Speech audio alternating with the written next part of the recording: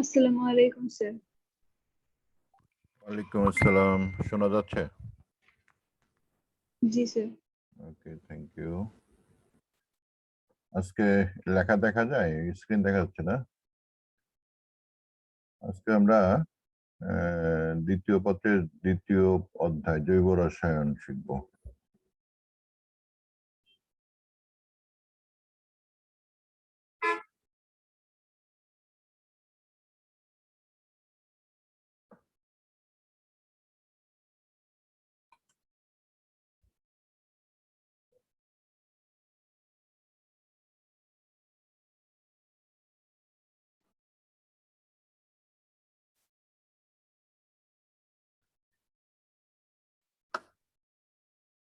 মাত্র 8 জন উপস্থিত হলো।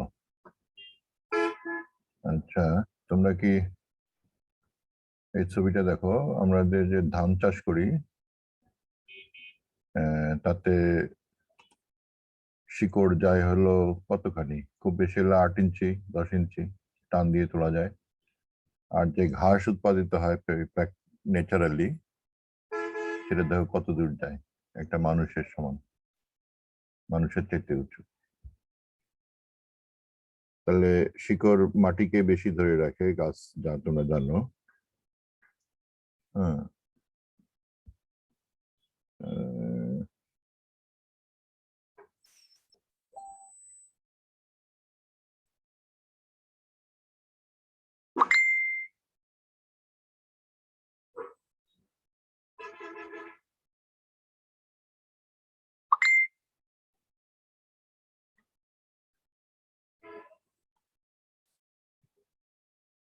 আর একটা তোমাদের সাধারণ জ্ঞান দেই। 1 ইঞ্চি একটা আঙ্গুলের, তর্জনী আঙ্গুলের গিরা হলো 1 ইঞ্চি। বুড়া আঙ্গুলের এতটুকু হচ্ছে তোমার 2 ইঞ্চি। 1 মুঠ হচ্ছে 4 ইঞ্চি। এটা হলো 6 ইঞ্চি, এটা হলো 9 ইঞ্চি, এটা হলো 1 হাত, 12 ইঞ্চি। এগুলি তোমরা লিখে রেখো। আমাদের চোখের পিক্সেল হলো 576 মেগাপিক্সেল বলা হয়, আর সাধারণ ক্যামেরা সর্বোচ্চ 20 মেগাপিক্সেল। এই যাই হোক, আমরা জানি যে জৈব যৌগের সংখ্যা অত্যাধিক। যত যৌগ আছে, আমাদের যে তালিকাগুলো আমরা যদি দেখি, এখন তো তালিকা দেখা সহজ, অনলাইনে পাওয়া যায়। তালিকা দেখলে তালিকার মধ্যে দেখা যায় যে 90% হলো জৈব যৌগ আর 10% হবে অজৈব যৌগ। তা তোমরা যে কেমিক্যাল ডাটাবেস যেগুলো আছে, সাই ফাইন্ডার, এখানে 23 মিলিয়ন কেমিক্যালস এর নাম পাওয়া যায়। তারপরে বাইলেস্টেইন একটা, এখানে পাওয়া যায় 9.8 মিলিয়ন কেমিক্যালস এর নাম। এটা রিএক্সিস দিয়েও তুমি বের করতে পারো। আর পাপ কেম নামে আরেকটা মানে নাম সার্চ ইঞ্জিন আছে। এই সার্চ ইঞ্জিনে আমরা দেখি 18.4 মিলিয়ন কেমিক্যালস, মানে 18.4 মানে 1,84,00,000। আর 23 মিলিয়ন হলো 2,30,00,000। আর 9.8 মিলিয়ন মানে 1 কোটির কাছাকাছি। এক একটা সার্চ ইঞ্জিনে এক এক রকমের আমরা পরিমাণে কেমিক্যালস নাম পাই, তালিকা পাই। এগুলি সব আস্তে আস্তে তোলা হচ্ছে। আর এছাড়া national institute of standard technology testing, এটা আমেরিকার একটা প্রতিষ্ঠান, NIST। ব্রিটানিকাতে কিছু কেমিক্যালস তালিকা পাবে, উইকিপিডিয়ায় তো পাবেই, আর NIST তে পাবে। এরকম কেমিক্যালস তালিকা যত দেখি আমরা, তার মধ্যে বেশিরভাগের দেখা যায় 90% হচ্ছে অর্গানিক যৌগ আর 10% হচ্ছে ইনঅর্গানিক যৌগ, জৈব যৌগ। তাহলে আমাদের যে অধ্যায় জৈব যৌগ, যে অধ্যায়টি আমরা আজকে সিলেকশন করছি, আসলে এই যৌগের পরিমাণই বেশি দুনিয়াতে। আর আমাদের এখন দুনিয়াতে জৈব যৌগ না জানলে আমাদের যে সমস্যা যাচ্ছে, করোনা সমস্যা বা আরো যে সমস্যাগুলোর মধ্যে আমরা থাকি, এই সব সমস্যাগুলোর সমাধান এই জৈব যৌগ দিয়েই করতে হবে। সো তোমরা একটু এইটা বিষয় মাথায় রাখবে। জৈব যৌগ অধ্যয়ন যারা ভালো মতো করবে, তারা রসায়ন ভালো শিখবে এবং সামনের দুনিয়াতে তোমরা ভালো প্রতিষ্ঠিত। বিশেষ করে দৈনন্দিন জীবনে যত কেমিক্যালস ইউজ করো, রাসায়নিক দ্রব্য, তার বেশিরভাগই ওই যে বলেই দিচ্ছি 90% হচ্ছে জৈব যৌগ। তাহলে আমরা এই জৈব যৌগ নিয়ে কথা বলবো আজকে। শুরু হলো তোমাদের। এবং জৈব যৌগ তোমরা জানো যে জৈব যৌগ অনেক আছে দুনিয়াতে। সেই জৈব যৌগের একটা সংজ্ঞা তোমরা 9-10-এ পড়ছো, যে এই নাম কার্বন ও হাইড্রোজেন সমন্বয়ে গঠিত হাইড্রোকার্বন ও হাইড্রোকার্বন জাতকগুলোকে জৈব যৌগ বলে। এগুলি সংজ্ঞা টঙ্গা তোমাদের পড়া আছে, ওইটা নিয়ে আমি আর কথা বলবো না। তোমাদের সিলেবাসে যেটা দেওয়া আছে প্রথমে, সেটা হলো যে তোমার জৈব যৌগের শ্রেণী বিভাগ। হ্যাঁ, এটা তোমাদের নতুন, তোমাদের যে করোনাকালীন সিলেবাস তার মধ্যে প্রথম অধ্যায়, প্রথম শিক্ষণফল। তো শ্রেণী বিভাগ করতে গেলে জৈব যৌগ যদি শ্রেণী বিভাগ করি, তা শ্রেণী বিভাগের জন্য আমরা কি করব সেটা একটু আমাদেরকে বুঝতে হবে আগে। তো আমরা জৈব যৌগ শ্রেণী বিভাগ করতে গেলে প্রথমে আমরা জৈব যৌগকে আমরা যে সংজ্ঞাটা বলছি, জৈব যৌগ হলো কার্বন ও হাইড্রোজেন সমন্বয়ে গঠিত হাইড্রোকার্বন এবং তার জাতক। আমরা দেখি এই সংজ্ঞাটাকে নিয়ে এসে সেখান থেকে আমরা কি করতে পারি। কার্বন হাইড্রোজেন সমন্বয়ে গঠিত হাইড্রোকার্বন ও হাইড্রোকার্বন জাতক সমূহকে জৈব যৌগ, এর সহজ সংজ্ঞা। তার মানে জৈব যৌগে একটা কমন জিনিস থাকবে, সেটা হলো কি থাকবে বলতো? জৈব যৌগে কি থাকতে হবে? কোন মৌল থাকতে হবে? কার্বন এবং হাইড্রোজেন। না, হাইড্রোজেন থাকা লাগবে এমন কোনো কথা নেই, কার্বন থাকতে হবে। কার্বন থাকতে হবে। হ্যাঁ,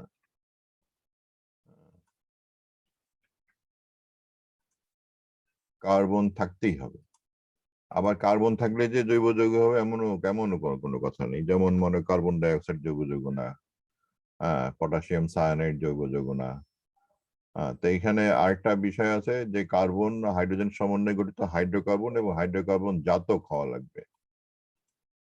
তার মানে এইখানে যে তোমাদের প্রশ্ন করা হয় জৈব যৌগ নয় কোনটি, তাহলে এই যে সোডিয়াম সায়ানাইড গ নম্বরটা জৈব যৌগ হবে না, কারণ যে সোডিয়াম সায়ানাইডটা আমরা জৈব যৌগ থেকে জাতক না, এটা আমরা অজৈব যৌগ থেকেও তৈরি করতে পারি।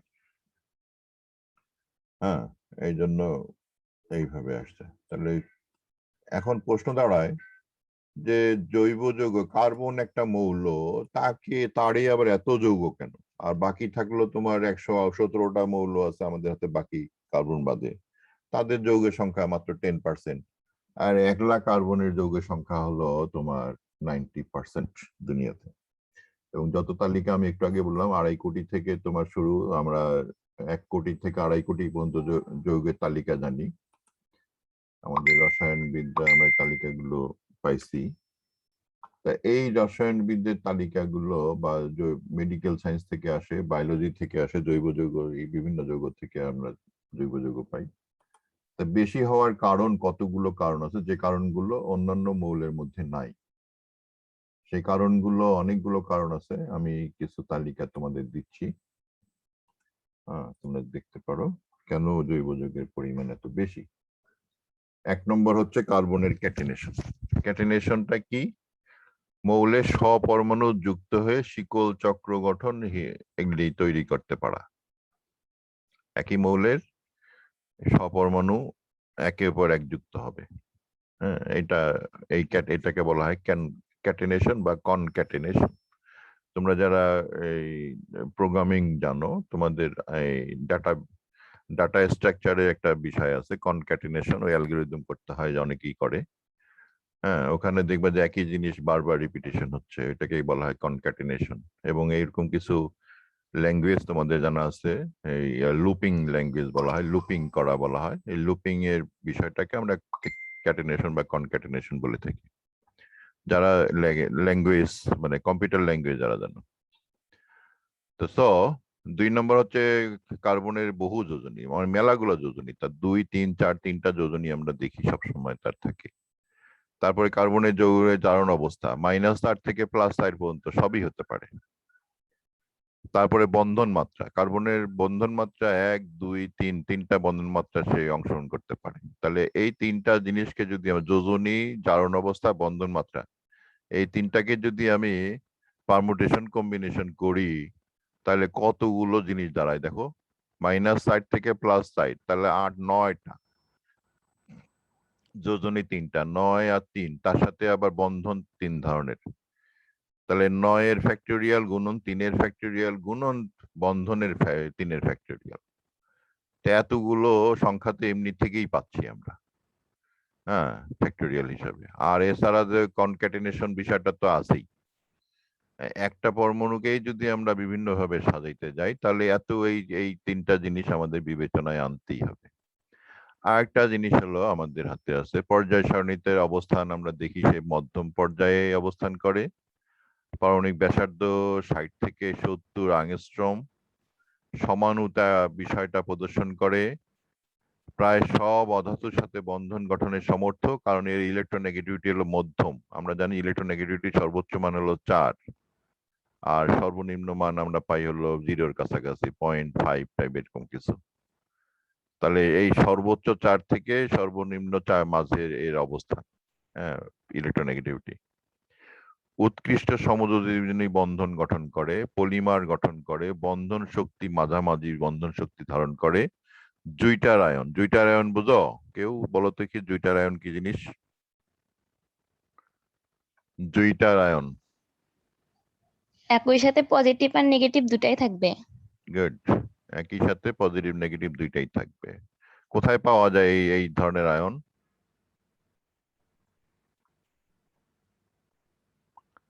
এটা জানো কোন কোন যৌগের ক্ষেত্রে এই আয়নগুলো থাকে? প্রোটিন হচ্ছে বা অ্যামিনো অ্যাসিড হচ্ছে সবচেয়ে বেশি জুইটার আয়ন ধারণ করে। আর অরবিটাল আর এর সংকরণ, তোমরা জানো যে কার্বনের অরবিটাল sp অরবিটাল আছে এবং তার সংকরণ হয় sp, sp2, sp3। এবং জ্যামিতিক আকৃতি, তার কার্বনের 4 রকমের জ্যামিতিক আকৃতি হয়, হ্যাঁ, রৈখিক, ত্রিভুজীয়, চতুস্তলকীয় 3 রকমের হয়। এই 3 রকমের জ্যামিতিক আকৃতিতে সে বিভিন্ন রকমের জিনিস তৈরি করে। তো এতগুলো পয়েন্ট তোমাদের হাতে আছে কার্বনের ভিন্ন যৌগ তৈরি করার কারণ, মানে বহু সংখ্যক যৌগ তৈরি করার কারণ। তা কার্বনে তো যৌগ, কার্বন থাকবেই, মানে জৈব যৌগে তো কার্বন থাকবেই। আর শুধু যখন হাইড্রোজেন থাকে, একটু আগে আমরা বলছি যে হাইড্রোকার্বন ও হাইড্রোকার্বন জাতক, হ্যাঁ, তা হাইড্রোকার্বনটা আগে বুঝতে হবে। কার্বনের সাথে শুধু যদি হাইড্রোজেন থাকে তখন তো আমরা হাইড্রোকার্বন বলবো, হ্যাঁ, এটা হলো বিষয়। তা হাইড্রোকার্বন বললে তাহলে কার্বন আর হাইড্রোজেন সমন্বয়ে গঠিত যৌগ। তা হাইড্রোকার্বনের সাধারণ সংকেত কি হতে পারে বলো দেখি? আমরা যদি n সংখ্যক, হ্যাঁ, আমরা যদি n সংখ্যক কার্বন পরমাণু নেই তাহলে হাইড্রোজেন কটা থাকবে? হাইড্রোজেন থাকবে সর্বনিম্ন 2টা আর সর্বোচ্চ 2n+2। হ্যাঁ, 2টা হাইড্রোজেন থাকলে নাহলে হাইড্রোকার্বন হবে না। তাহলে 2n+2 সংখ্যক হাইড্রোজেন থাকতে হবে, জোড় সংখ্যক, কোনো বেজোড় সংখ্যক হাইড্রোজেন থাকবে না। হ্যাঁ, সাধারণ সংকেত হচ্ছে এটা। n সংখ্যক কার্বন পরমাণু যদি তোমার হাতে থাকে তাহলে তুমি হাইড্রোজেন পাওয়া হলো 2টা থেকে শুরু করে 2n+2 সংখ্যক। এটা একটু লিখে রাখো খাতায়। যদি কার্বন সংখ্যা n সংখ্যক হয় তাহলে হাইড্রোজেন সংখ্যা হবে সর্বোচ্চ 2n+2, সর্বনিম্ন হলো 2টা। সর্বনিম্ন 2টা লিখে রাখো। এটা অনেক সময় পরীক্ষায় প্রশ্ন আকারে দিই আমি, যে হাইড্রোকার্বনের সর্বনিম্ন হাইড্রোজেন কতটি থাকতে পারে। হ্যাঁ, জোড় সংখ্যায় থাকবে, কোনো বিজোড় সংখ্যায় হাইড্রোজেন থাকবে না এই হাইড্রোকার্বনে।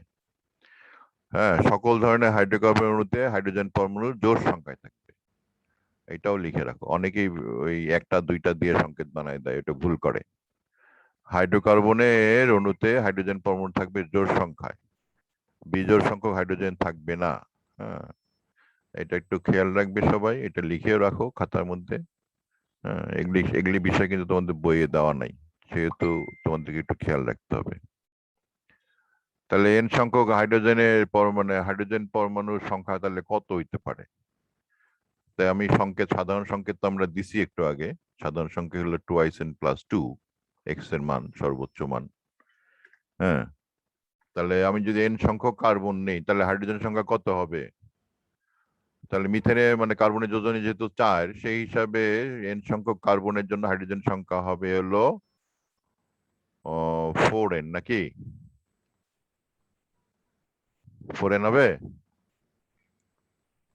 Cn আর হলো 4n, তাই হবে নাকি? এটা হবে না, এটা হবে যেহেতু কার্বন কার্বন বন্ধন হইতে পারে এই জন্য আমাদের হাইড্রোজেন সংখ্যা কিছু কমে যাবে। হাইড্রোজেন হবে Cn twice n plus 2। এটা অনেক সময় পরীক্ষায় প্রশ্ন করি আমি এরকম করে, মনে করো যে কার্বন দিলাম হলো 16টি আর এক্স দিলাম হলো হাইড্রোজেন দিলাম হলো xt, এই এক্স এর মান কত নিম্নের কোনটি হইতে পারে? তাহলে দিলাম হলো 64, তারপরে দিলাম হলো 48 তিনটা হিসাবে, তারপরে দিলাম হলো 32 34, হ্যাঁ, আর দিলাম হলো এই 3 16 48 16 দুগুণ 32 40 আড়াই হিসাবে। তাহলে সর্বোচ্চ হাইড্রোজেন কটা থাকবে? 64টা না 48টা না 40টা না 34টা? কোনটা সঠিক হবে 16টার জন্য? 34টা সঠিক হবে। আর যদি 34-এর পরে আরেকটা সংখ্যা আমি দিতে পারি 31, কারণ যে এটা তো 31 তো হবে না, ভুল হবে, কারণ যে বিজোড় তো থাকবে না। তো আবার নিচের দিকে 34-এর নিচে 32 দিলে হবে, সঠিক হবে, তারপরে তোমার 30 দিলে সঠিক হবে, এটা কোনো লিমিট নাই, এটা একবার 2টা পর্যন্ত সঠিক হবে। তাহলে x সমান 2 হতে পারে, 2 থেকে শুরু করে উপরের দিকে হাইড্রোকার্বন হইতে গেলে। আর যদি হাইড্রোকার্বন যদি না হয় তাহলে অন্য কথা, তাহলে অন্য হিসাব। তাহলে হাইড্রোকার্বন হইতে গেলে সর্বনিম্ন হাইড্রোজেন কতটি থাকতে হয়? 2টি। আর সর্বোচ্চ হাইড্রোজেন হবে twice n plus 2টি। আচ্ছা, এই হলো আমাদের হিসাব। তা আমরা এটা একটু আমি একটু লিখেই রাখছি, তোমাদের দেখাই দেই। হ্যাঁ, আমাদের ক্লাস নিতে এখন সুবিধা হয়, কারণ যে এগুলি সব লিখে রাখা যায়। তাহলে এই হলো আমাদের হিসাব যে x সমান হলো হাইড্রোজেন সংখ্যা twice n plus 2 হলো সর্বোচ্চ হবে, তারপর twice n হতে পারে, হ্যাঁ, তারপরে তোমার twice n minus 2 হতে পারে, twice n minus 4 হতে পারে, twice n minus 6 হতে পারে, জোড় সংখ্যা সবসময়, এবং সর্বনিম্ন হলো 2। এই এগুলি এগুলি তো আমরা বুঝলাম যে এগুলি হতে পারে। তাহলে এগুলি হইলে ঘটনা কি হয় সেটা আমাদের একটু জানতে হবে। সংকেতটা তাহলে কেমন করে লিখবো? আমরা যদি এরকম বিষয় পাই তাহলে সংকেতটা লিখবো হলো এইভাবে।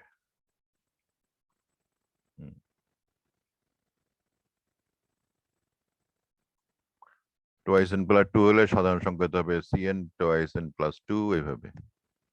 হ্যাঁ, তা আমরা সাধারণ সংকেতটাও পেয়ে গেলাম কিভাবে লিখতে হয়। তাহলে এছাড়া জৈব যৌগের মধ্যে, আমি তো জৈব যৌগের শ্রেণীবিভাগ নিয়ে কথা বলছি, আজকে পড়া হলো তাই জৈব যৌগের শ্রেণীবিভাগ। তা জৈব যৌগ সম্বন্ধে একটু সাধারণ আলোচনা করলাম, তোমাদের 9 10ও পড়ছো, এখানেও তোমরা পড়বে আস্তে আস্তে অনেকগুলো। এবং একটা জিনিস আমি বারবার করে বলতেছি, জৈব যৌগ হলো আমাদের ভিত্তি, মানুষের ভিত্তি। আমরা যে চিন্তা করি জৈব যৌগের পরিবর্তন হয়। হ্যাঁ, তো চিন্তা ভাবনা যেগুলো মানসিক বিষয়গুলো আছে এগুলি সব জৈব যৌগের পরিবর্তন। আমাদের শারীরিক অ্যাক্টিভিটি সবই জৈব যৌগের পরিবর্তন, আমার ফিজিক্যাল অ্যাক্টিভিটি সবই জৈব যৌগের পরিবর্তন, আমার যে হৃদয় ঘটিত যে অ্যাক্টিভিটি, রাগ ঘৃণা ভালোবাসা, এগুলি সবই জৈব যৌগের পরিবর্তন। তা জৈব যৌগের পরিবর্তনের উপরেই সবকিছু নির্ভর করতেছে। আর একটা পরিবর্তন নির্ভর করতেছে, সেটা হলো যে তোমার এই পটাশিয়াম আয়ন আর সোডিয়াম আয়ন আর ক্যালসিয়াম আয়নের মানে ঘনমাত্রার পরিবর্তন। হ্যাঁ, ওখানেও কিন্তু মানসিক অবস্থা নির্ভর করে ওইটার উপরেও। আমাদের যে স্নায়ুবিক অ্যাক্টিভিটি যেগুলা চিমটাইলে ব্যথা লাগে, ঘুষি মারলে ব্যথা লাগে, গরম বাতাসে গা গরম হয়ে যায়, এইসব বিষয়গুলো সবই নির্ভর করে স্নায়ুবিক, মানে তাপের বিষয়গুলো। আমাদের বডির দুইটা অ্যাক্টিভিটির উপরে আমরা পৃথিবীর দুইটা জিনিসকে সংজ্ঞায়িত করছি বিজ্ঞানের। একটা হলো মাসলের অ্যাক্টিভিটির উপর নির্ভর করে আমরা বলের সংজ্ঞা দিয়েছি, ফোর্সের সংজ্ঞা, যে সকল বিষয়ের মাসলের অ্যাক্টিভিটি ঘটে তাকে ফোর্স বলে। আর একটা দিয়েছে স্নায়ুবিক অ্যাক্টিভিটির উপর সংজ্ঞা, সেটা হলো যে সকল বিষয়ে স্নায়ুবিক পরিবর্তন ঘটে তাকে বলা হয় তাপমাত্রা। এবং এই দুইটার কম্বিনেশনে আমাদের বডিতে সকল বিষয়গুলো ঘটে। তাহলে আমরা বল এবং এই যে তাপমাত্রা, যে বিষয়গুলো যেটা দিয়ে আমাদের বহির্জগতের সাথে সম্পূর্ণ যোগাযোগ নিয়ন্ত্রিত হয় মানুষের শরীরের বা মানসিক অবস্থার সবকিছু, এসবই নির্ভর করছে তোমার জৈব যৌগের বিষয়ের উপরে। তো জৈব যৌগটা একটু ভালো করে শিখলে এই বিষয়গুলো ভালো করে জানা যাবে। যারা মনে করো যে ভালো ছাত্র তোমরা সবাই, তোমরা তো ভালো কিছু করতে চাও, তাহলে তোমাদের এই বিষয়গুলো একটু জানতে হবে। তো জৈব যৌগের আমরা সাধারণ সংকেত দিয়ে প্রকাশ করে থাকি। হ্যাঁ, এই সাধারণ সংকেত মনে করো যে এই যদি তোমার অক্সিজেন, এবং সাধারণ সংকেত আমি হাইড্রোকার্বনে পেয়েই গেছি যে সাধারণ সংকেত কি হতে পারে, এটা একটু আগেই দেখাইছি। হ্যাঁ, তাহলে সাধারণ সংকেতের হাইড্রোকার্বন বাদে যদি অক্সিজেন এবং সালফার টালফার যদি থাকে, তাহলে এখানে সংকেত অক্সিজেন বা সালফার যাই থাকে ওটা যদি এক্স সংখ্যক থাকে, কিন্তু হাইড্রোজেনের সংখ্যার উপরে এর কোনো প্রভাব নাই, এটা লিখে রাখো। যে জৈব যৌগে হাইড্রোজেনের সংখ্যা কার্বন দ্বারা নিয়ন্ত্রিত হয়, অক্সিজেন এবং সালফার দ্বারা নিয়ন্ত্রিত হয় না, লিখে নাও। অক্সিজেন ও সালফার হাইড্রোজেনের সংখ্যা নিয়ন্ত্রণ করে না। এটা লিখতে পারি, এই বিষয়টা লিখে নাও। অক্সিজেন ও সালফার জৈব যৌগে হাইড্রোজেন সংখ্যা নিয়ন্ত্রণ করে না। জৈব যৌগে হাইড্রোজেন সংখ্যা নিয়ন্ত্রণ করে কে? কার্বন। আর কোন মৌল কি জৈব যৌগে হাইড্রোজেন সংখ্যা নিয়ন্ত্রণ করতে পারবে বলো তো? এই যে উপরে যে তালিকাটা দেওয়া হয়েছে এখান থেকে বলো। কারণ আমরা অক্সিজেনকে বাদ দিয়ে দিলাম, হাইড্রোজেন সংখ্যা নিয়ন্ত্রণ করে না, সালফারকে বাদ দিলাম, হাইড্রোজেন সংখ্যা নিয়ন্ত্রণ করে না। আর বাকি যে মৌলগুলো আছে এরা সবাই হাইড্রোজেন সংখ্যা নিয়ন্ত্রণ করতে পারে। এরা সবাই হাইড্রোজেন সংখ্যা নিয়ন্ত্রণ করবে, কেউ বৃদ্ধি করে কেউ কমায়। তাহলে হাইড্রোজেন সংখ্যাটা কার্বন সংখ্যা দ্বারা নিয়ন্ত্রিত হইলেও বাকি মৌলগুলো, কার্বন আর সালফার বাদে, অক্সিজেন এবং সালফার বাদে বাকি যে মৌলগুলো আছে এই মৌলগুলো হাইড্রোজেন সংখ্যা নিয়ন্ত্রণ করতে পারে। এখন কিভাবে পারে? কেউ বাড়াইতে পারে, কেউ কমাইতে পারে। আমরা একটু দেখি কে বাড়াইতে পারে কে কমাইতে পারে, এটা দেখবো। এখন আমি একটু ছবি তুলবো ক্লাসের। তোমরা জানো যে এটা একটা আমাদের অ্যাক্টিভিটি সরকার থেকে দিছে, এটা আমাদের করতে হয়। প্রতিদিন ক্লাস নিলেই এটা পাঠাইতে হয়, তোমাদের অন্য স্যারেরাও পাঠায় জানো। আমাকে ক্লাস নিতে হবে। সো তোমরা একটু কি করবে, ভিডিও চালু করবে, আমি দেখব এবং আমার ক্যামেরা দেখবে। ওকে, নাও রেডি, ভিডিওটা চালু করো সবাই।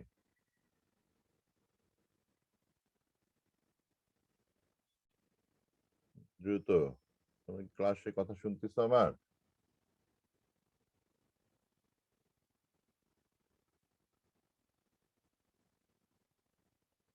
বাকিরা কই? ক্লাস ভিডিও চালু করো, ছবি তুলতে হবে, এটা সরকারি কাজ বাবা, এটা করা লাগবে।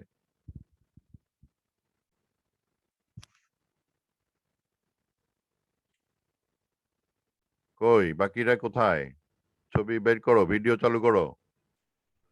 শুধু একজন দেখতে পাচ্ছি, সিরাজুম মুনিরা। বাকিরা কোথায়? দ্রুত দ্রুত করো, আমি ছবি তুলবো শুধু, তারপরে তোমাদের ভিডিও অফ করলেই হবে।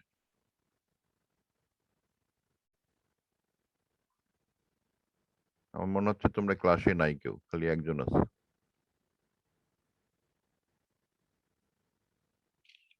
ওকে,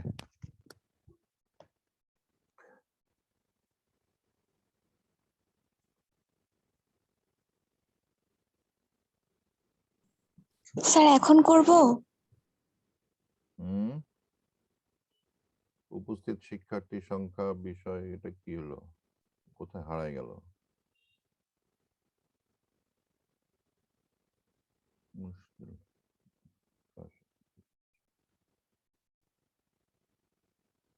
উপস্থিত শিক্ষার্থী কতজন আছে? 11 জন।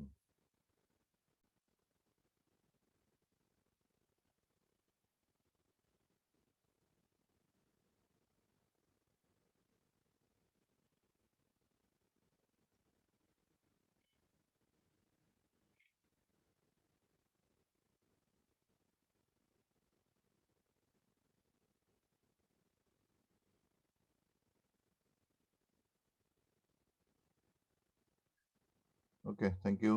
আমি এখন ওই বাকিটা চালাই যাই। তোমাদের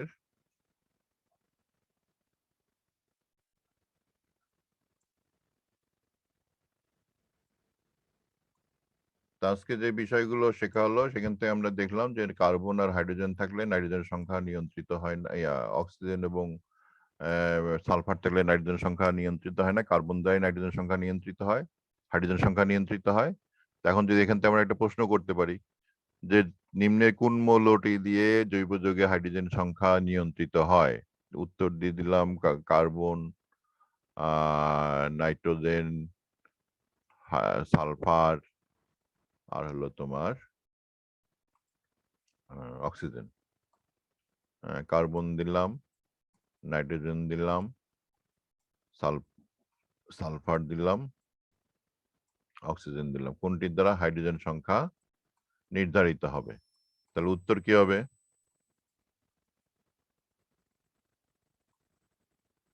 উত্তর কি হবে বলো?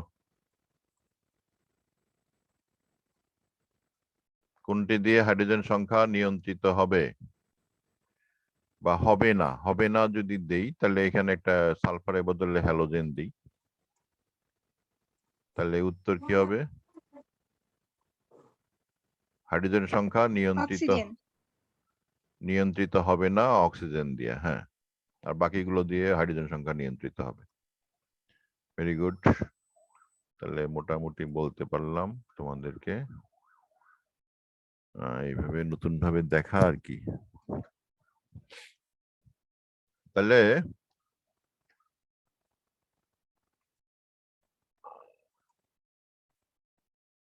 অন্য মৌল দিয়ে যে হাইড্রোজেন সংখ্যা নিয়ন্ত্রিত হয় সেটা কিভাবে হবে? হ্যাঁ, সবগুলোতে বেজোড় সংখ্যা হবে। এটা একটা মজার বিষয় যে এই নাইট্রোজেন সালফার নাইট্রোজেন হ্যালোজেন যদি থাকে আর ফসফরাস যদি থাকে তাহলে এদের উপস্থিতিতে হাইড্রোজেন সংখ্যা বেজোড় হবে। এখন যদি মনে করে একটা সংকেত দেওয়া হলো, এই ধারণার উপর নির্ভর করে আমি করলাম কি একটা সংকেত দিলাম, কার্বন আছে 10টা, হ্যাঁ, আর হাইড্রোজেন আছে হলো 31টা, 31টা দিলাম। আর একটা মৌল আছে, এই মৌলটা আমরা জানি না, এই মৌলটি তাহলে কোনটি হতে পারে? দিলাম তোমার চয়েস দিলাম অক্সিজেন, সিলিকন, তারপরে সালফার, আর হলো তোমার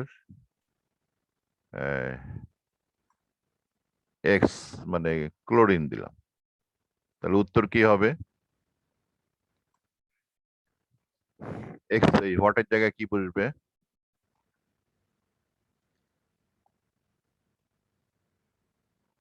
হোয়াট সমান কি হবে? এখানে একটা মৌল আছে যেটার নাম হলো ওয়াই, এই ওয়াই সমান কোনটি?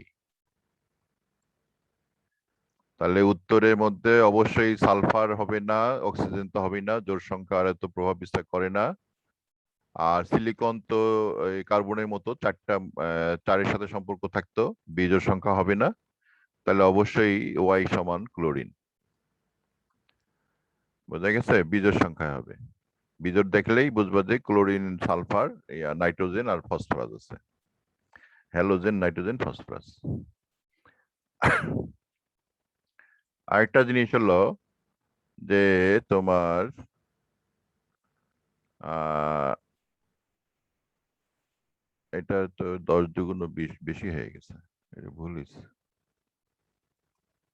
সংকেত ভুল হয়েছে, এটা ইয়ে করে দিই, 15 করে দিই, এটা 15। তাহলে এখন ঠিক হবে। আচ্ছা, তাহলে এইটা হলো ক্লোরিন হবে উত্তর। তো এরকম প্রশ্ন আমরা এরকম প্রশ্ন চিন্তা করা যেতে পারে। আর হলো তোমার, আর নাইট্রোজেন সংখ্যা যদি বাড়ে, নাইট্রোজেন সংখ্যা যদি থাকে, তাহলে তোমার প্রথমে হাইড্রোজেন সংখ্যা বাড়বে, 2n+2 এর চাইতে যতটা নাইট্রোজেন বেশি আছে ততটা নাইট্রোজেন হাইড্রোজেন সংখ্যা যোগ হবে। আর যদি হ্যালোজেন থাকে তাহলে হাইড্রোজেন সংখ্যা বিয়োগ হবে।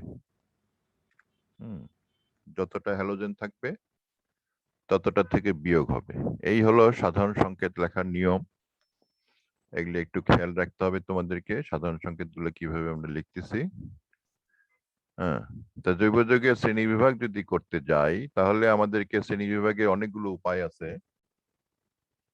এটা মৌলভেদে শ্রেণী বিভাগ করতে পারি, কার্যকরী মূলক ভেদে শ্রেণী বিভাগ করতে পারি, গঠন ভেদে শ্রেণী বিভাগ করতে পারি, বন্ধন মাত্রা ভেদে শ্রেণী বিভাগ করতে পারি, উৎস ভেদে শ্রেণী বিভাগ করতে পারি। শ্রেণী বিভাগে অনেকগুলো উপায় আছে। তাহলে এখানে একটা জিনিস, আমরা যদি কার্যকরী মূলকের ভেদে শ্রেণী বিভাগ করি,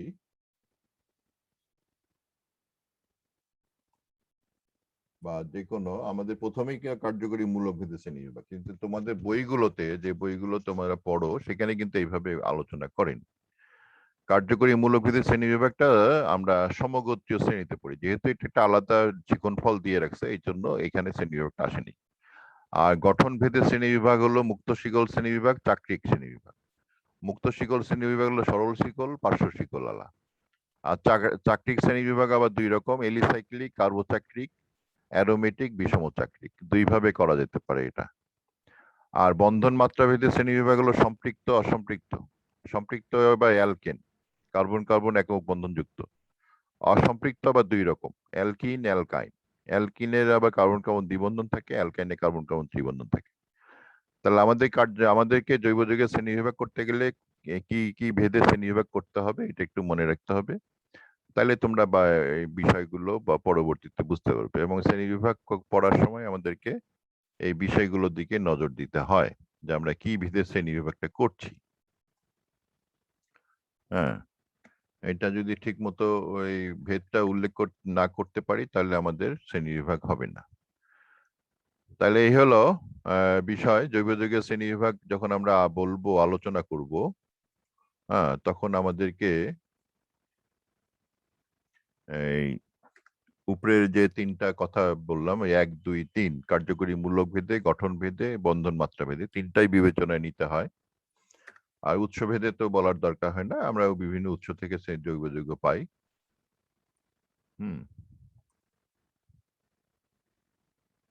আর একটা জিনিস লক্ষণীয় যে চাকরিক যেটা বলছে এটা দুই ভাবে করা হয়েছে, এটাও একটু খেয়াল রাখতে হবে। হ্যাঁ, চাকরিক যৌগের শ্রেণী নির্ধারণ দুই ধরনের উপশ্রেণী বিবেচনায় নিতে হবে, এলিসাইক্লিক, কার্বোচাকরিক, অ্যারোমেটিক, বিষমচাকরিক, দুই রকমই আমাদেরকে বিবেচনায় নিতে হবে। যেমন তোমার বেনজিন যেটা আছে, বেনজিন যে যৌগটা আছে, বেনজিন যৌগের সংকেত তোমাদের একটু লিখে দেখাই তাহলে তোমরা বুঝবে। এইরকম করে আমরা সংকেত লিখে থাকি। হ্যাঁ, এইভাবে আমরা গোল দিই। এটাকে সাধারণত এইভাবে লেখা হয়, এটা C6H6 বেনজিন। এই যৌগটা দুইটা পয়েন্ট বিবেচনায় অ্যারোমেটিক এবং কার্বোচাকরিক উভয়, এবং তৃতীয় পয়েন্ট বিবেচনায় অসম্পৃক্ত, প্রথম পয়েন্ট বিবেচনায় ট্রাইঅ্যালকিন। তার মানে এটাতে তিনটা দ্বিবন্ধন আছে, এই তিনটা দ্বিবন্ধন আমরা উল্লেখ করতে পারি। তাহলে এই বেনজিন চক্রটা আমরা আমরা অ্যারোমেটিক বলতেছি, একটা কারণ আছে, সেই কারণটা আমরা শিখবো। এখানে সবগুলোই কার্বন পরমাণু, এই জন্য এটা কার্বোচাকরিক। আর 3 নম্বর পয়েন্টে এটা যেহেতু দ্বিবন্ধন আছে এই জন্য এটা অসম্পৃক্ত। আর এটা অসম্পৃক্ত এবং এটা অ্যালকিন শ্রেণীর যৌগ। আমাদের যেখানে যে শ্রেণী বিভাগে যেটা ভাগ করছি আমরা, এখানে যে অ্যালকিন অ্যালকাইন বলছি, তা দিয়ে যেহেতু দ্বিবন্ধন আছে এই জন্য এটা অ্যালকিন শ্রেণীর যৌগ। এবং অ্যালকিনের আবার মনো অ্যালকিন, ডাইঅ্যালকিন, ট্রাইঅ্যালকিন বহু পয়েন্ট আছে। তো এই বিষয়গুলো মাথায় রেখে আমাদেরকে শ্রেণী বিভাগটা উল্লেখ করতে হবে। তাহলে আমরা যেরকম উদাহরণ দিয়ে এরকম প্রশ্ন করা হয় যে এটা কোন শ্রেণীর যৌগ, হ্যাঁ, বিষম চাক্রিক কিনা, তাহলে তুমি বলে দেবো এটা বিষম চাক্রিক না, কিন্তু অ্যালকিন, অ্যারোমেটিক, কার্বোচাক্রিক সবগুলোর মধ্যেই পড়বে। আমরা এরকম করে প্রশ্ন করতে পারি। হ্যাঁ, যেমন মনে করো ন্যাপথালিন একটা সংকেত দেওয়া হলো, হ্যাঁ, এটা কোনটার মধ্যে পড়বে। ন্যাপথালিনের সংকেত তোমরা জানো, বাসায় তোমরা ন্যাপথালিন ইউজ করো সবাই, এই কাপড় চোপড় থেকে এই পোকা দূরে রাখার জন্য ব্যবহার করা হয়। এটা সংকেত হলো এরকম। এটা কি হাইড্রোকার্বন না হাইড্রোকার্বন নয়, কি হবে এটা? একটা জিনিস মনে রাখবে, প্রতিটি কোণা এক একটা কার্বন। লিখে নাও, প্রতিটি কোণা, সংকেতে প্রতিটি কোণা এক একটা কার্বন। তাই এই সংকেতে কয়টা কার্বন আছে বলো তো? এই যে উপরে যে ঢেউটা লিখলাম, এই সংকেতে কতটি কার্বন আছে? ঢেউয়ে জিগজ্যাগ যেটা করা হয়েছে, 10টা। 1 2 3 4 5টা। 10টা কোথায়? 1 2 3 4 5টা, 5টা কার্বন। এই রেখাতে কয়টা কার্বন? 2টা। 2টা কার্বন। তাহলে এখানে কয়টা 2টা। কার্বন? তাহলে এটাতে কয়টা কার্বন হলো? 5টা। 5টা। আর এখানে কয়টা কার্বন আছে এটাতে? 10টা। এটা 10টা। গুড। তাহলে আমাদের 3টা কাঠামোর মধ্যে আমরা কার্বন সংখ্যা পাইলাম। এখানে আর কি আছে? কার্বন বাদে হাইড্রোজেন আছে। অন্য কোনো মৌল থাকলে তার সংকেত লিখতে হয়, আর যদি না থাকে তাহলে সংকেত না লিখলেও চলে। হ্যাঁ, হাইড্রোজেনকে আমরা লিখতেও পারতাম, নাও লিখতে পারতাম। এখানে হাইড্রোজেন আছে, তাহলে হাইড্রোজেন কয়টা আছে? তা 10টা কার্বন বললা, 10টা কার্বন। আর হাইড্রোজেন আছে কয়টা? এখন হাত, এই যে কয়টা হাত আছে এই কয়টা হাত গুনে হাইড্রোজেন বের করতে হবে। এখানে এই কার্বনের হাত কয়টা আছে? 1 2 3টা। এখানে পূরণ দেখাচ্ছে, তাহলে একটা ফাঁকা আছে। এখানে একটা ফাঁকা আছে, এখানে একটা ফাঁকা আছে, তাহলে 2টা হাইড্রোজেন, 3টা হাইড্রোজেন, 4টা হাইড্রোজেন, 5টা 6টা 7টা 8টা হাইড্রোজেন আছে। এখন বলো এটা কোন শ্রেণীর যৌগ হলো? এখন যদি আমরা শ্রেণী বিভাগের মধ্যে ঢুকি, তাহলে আমরা এটাকে কোন শ্রেণীর যৌগ বলবো? এটা কি মুক্ত শিকলের মধ্যে পড়লো এই যৌগটা? এটা মুক্ত শিকল হলো না, তাহলে মুক্ত শিকল বাদ। তাহলে চাক্রিক যৌগ, এটা চাক্রিকের মধ্যে পড়ছে। ওকে, এটা কি এলিসাইক্লিক না কার্বোচাক্রিক? এটা কার্বোচাক্রিকের মধ্যে পড়ছে, কার্বন দিয়ে চক্র তৈরি হয়েছে।